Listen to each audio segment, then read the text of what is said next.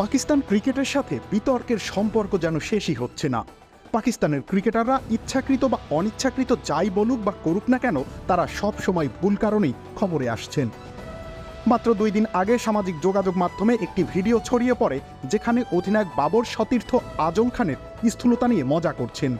এবার পাকিস্তানের সাবেক উইকেটরক্ষক রশিদ লতিফ একটি আলোচনা অনুষ্ঠানের ভিডিও বার্তা শেয়ার করেন।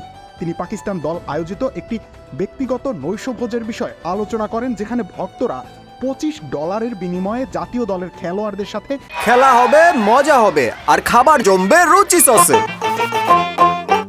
দেখা করতে পারবেন। লতিফ বলেন, অফিসিয়াল ডিনার হয়ে থাকে, কিন্তু এটি ব্যক্তিগত ডিনার। কে এটা করতে পারে? এটা লজ্জাজনক। তার মানে আপনি $25 আমাদের খেলোয়াড়দের সাথে দেখা করতে পারছেন। বিষয়টা অন্যদিকে চলে যেতে পারে। লোকে বলতে পারে আমাদের ক্রিকেটাররা টাকা কামাচ্ছে, যা দলের জন্য সত্যি অনেক লজ্জাজনক। অনুষ্ঠানটির পরিচালক যোগ করেন যে পাকিস্তানের ক্রিকেটাররা জাতীয় দলের দায়িত্বে থাকা অবস্থায় এমন মিট অ্যান্ড গ্রিট অনুষ্ঠান করতে পারেন না, এবং তাও $25 বিনিময়ে। সমালোচনা করে রশিদ লতিফ আরও যোগ করেন, লোকে আমাকে বলে যে পাকিস্তানের খেলোয়াড়দের যেই ডাকে তারা শুধু জিজ্ঞেস করে কত টাকা দেবে। এই ব্যাপারটি সাধারণ হয়ে গিয়েছে, কিন্তু আমাদের সময় পরিস্থিতি ভিন্ন ছিল। আমরা 2-3টি ডিনার করতাম, কিন্তু তা অফিসিয়াল ছিল। কিন্তু এটি সবার দৃষ্টিগোচর করা হয়েছে, কারণ এটি বিশ্বকাপ, তাই খেলোয়াড়দের সতর্ক থাকতে হবে।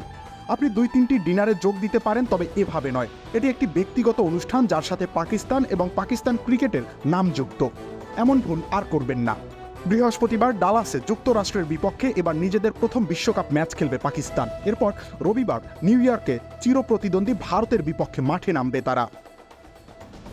রবিউল ইসলাম রনি, খেলা 71।